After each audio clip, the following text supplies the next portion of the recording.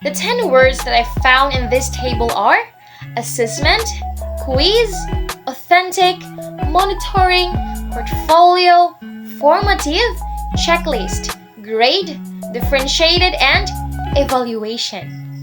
Next, number 1, assessment is related to formative, evaluation, and differentiated. Number 2, I would like to know more about formative and evaluation. Number 3, well, I think I already mastered the idea of evaluation. In evaluation, as teachers, we give short or long quizzes to our students because this will help us draw conclusion regarding the relevance and effectiveness of our teaching style. Next, first, monitoring refers to a routine or practice that examines the activities and progress of the project and identifies bottlenecks during the process. Monitoring is related to observation and it is a short-term process. For example, I am observing my students as they are working on a specific activity and asking questions to the students after. On the other hand, evaluation is a sporadic activity that is used to draw conclusion regarding the relevance and effectiveness of the teaching style. Evaluation is related to judgment and it is a long-term process.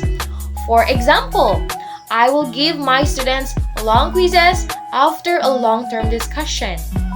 While on the other hand, assessment is a process for determining and addressing needs or gaps between current conditions and desired conditions.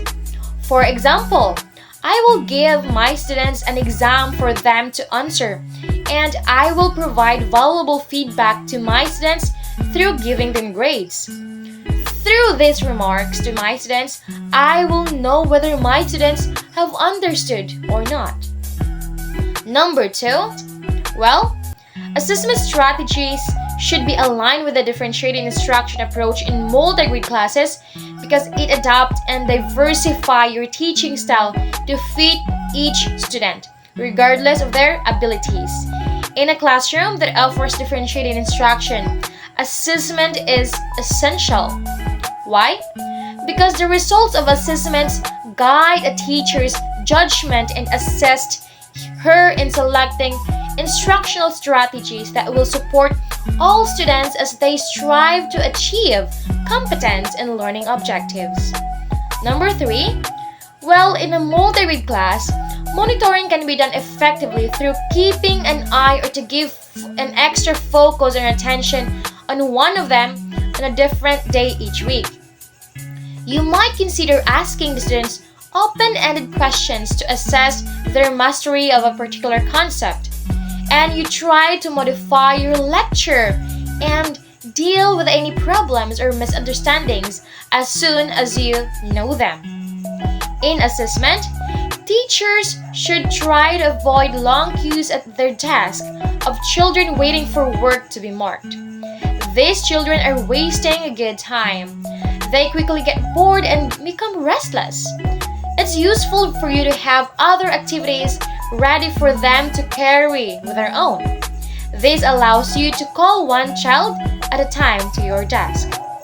In evaluation, on the other hand, a teacher may have the unit task, short quizzes, long exams to his or her students. Last number 4, why is assessment important in the teaching and learning process? Well, we all know that assessment is crucial in teaching and learning process. Student assessment enables instructors or us, teachers, to measure the effectiveness of our teaching. Effective evaluation techniques give important insights into student learning. We can learn what the pupils learn from them and how will they learn it and where they had difficulties.